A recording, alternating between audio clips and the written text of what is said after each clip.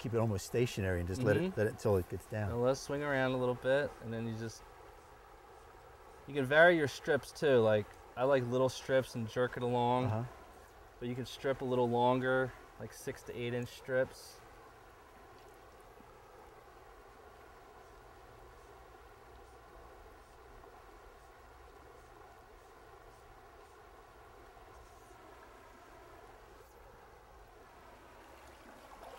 And I'll also move out into the creek just a little bit.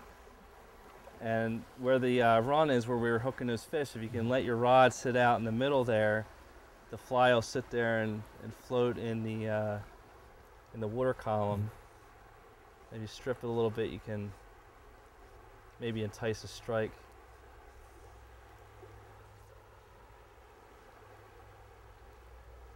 The other thing you do with this too, it's a bigger, there we go. Yeah. It works.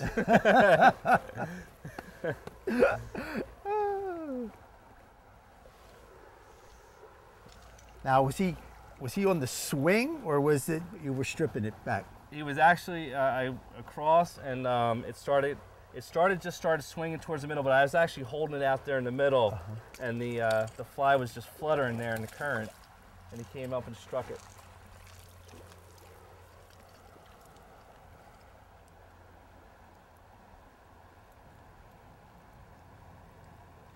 I'm having the worst time with these.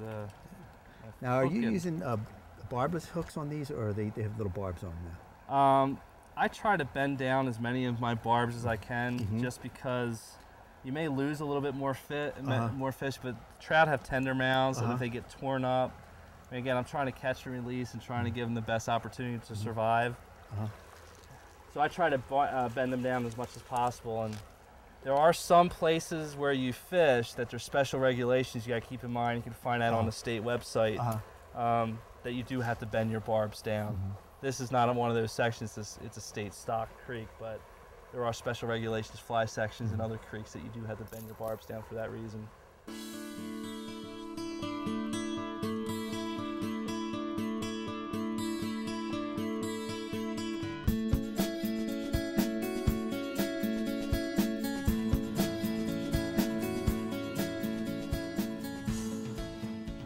Well, we moved up upstream to a different spot here. It's a lot wider, a lot slower moving water.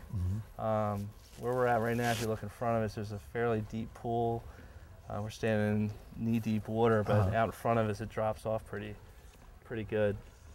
Now, how will you fish this? Will you just go to this spot, or would you start from the head?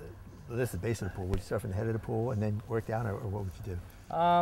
You know what? Because it's so big and open, and you can get off to the side. You can walk up and down here and just find different spots. Not like where you're walking up a stream and where you can disturb the water. But what you want to do, an area like this is very similar to what you do when you're bass fishing with lures. I'm putting a little bit bigger fly on, and I'm just fan casting and. Now, will you continue to roll cast, or would you start to? Yeah, unfortunately, I got some trees behind us here, and so the roll cast is the ticket so far. I'm gonna have to continue to roll cast.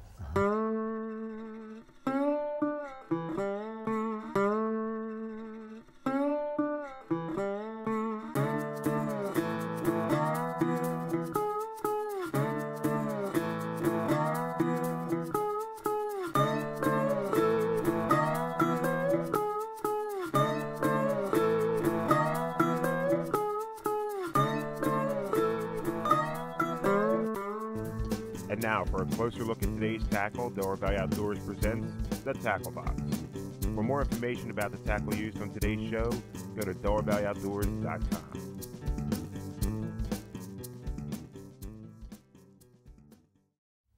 Mark, we're here with the tackle box section of the show, and we started out with a real tiny fly today. What do we have right here? It's a small nymph.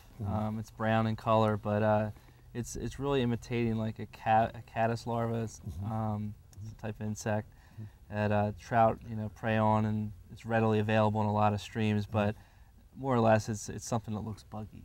And so I started out with that, and it's got a little gold wire wrapped through the body. Just give a little sparkle, get a little flash. shine, little flash. And so we started out with that, and wasn't real productive. And so then we went on to the next fly, which is very, very similar. Same color, but it's tied on a regular nymph hook. The first one's tied on a curved shanked hook. And this one is a little different, and you'll see that it's got a hackle wrapped around the front of it. So it's actually called a soft hackle nymph. And they really seem to enjoy that. We started getting hits right away, dead drifting with a strike indicator. And then, again, you had mentioned that you present the fly so many times and then switch up. Yeah, I'll work an area where I think it's got some fish in it, and we'll work it for a period of time until I think I need to switch up. But even if you're catching fish in one fly and it dies down, you're not getting the strikes that you were before. Switch up. Because the fish are still there. Yeah, the fish are still there, and there's probably some sitting there that are willing to strike, but they just want a different look. They're looking for something a little different. And then, then you said, let's take the strike indicator off, and we took this fly, and you drifted that. Now, talk about that fly. Yeah, where we were positioned, we worked our way up the stream, and when we got to the top of that, the ripple where the fast water was coming down, it was a good position to swing a fly that's a little bit bigger in size, more like a streamer, a woolly bugger. This is a swimming nymph fly, and so we did that. It was the second cast. Swung it down there and just picked up a fish. Basically, what you're doing is you're casting across and letting the fly swing down in the current. And if you're close enough to where the center of the current is, you can actually stick your fly rod right out in the middle and just kind of let it sit there a little bit. And make a few strips in, trying to entice a strike, and a lot of times you'll get that. And then bring it back, and then bring it back and do the same thing. And you can do that with smaller flies too, like this soft hackle fly we're using with the strike indicator. You could do the same thing with a small fly like that, a small nymph. And but today we did it with a little bigger fly, but you can do it with a smaller one as well. Okay, now this little one we have there. That's we didn't catch any fish today on it, but for stock trout this time of year, I really like an egg pattern, and in a yellow or cheese color, which is what you see there. And again, under a strike indicator, drifting it through some faster water, getting the fly down the bottom. The important thing is you want the fly on the bottom as much as possible, bouncing along, and that does a nice job. We didn't get any today, but it's definitely a go-to fly. And our last fly here? Well, we ended up in that the slower moving section is a big pool, and you want to be able to cover a lot of water. Floating a strike indicator, a fly under a strike indicator in a slow moving pool is very tedious. It takes a long time. So to cover as much water as you can, with a woolly bugger, that's what we try to do. And I got a bunch of short strikes and missed a lot of fish, but and we realized the hook had broken off. Yeah. We said, hey, and that's the tackle box. Right in that spot. Right? How can you not love fly fishing? Come on. Well, you might make me a believer after this, but I ain't catching any fish.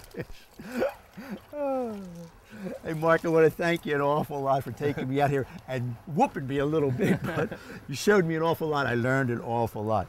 Hey, if you got more information, you want more information, go to our website. Mark's there and give you all the answers. He's got a column up there for us. Anything you want to know, shoot him an email. Hey, I'm Bob Murray. I'll see you on the water. All right, maybe I'll have to get a fly rod and start fishing. Oh, man.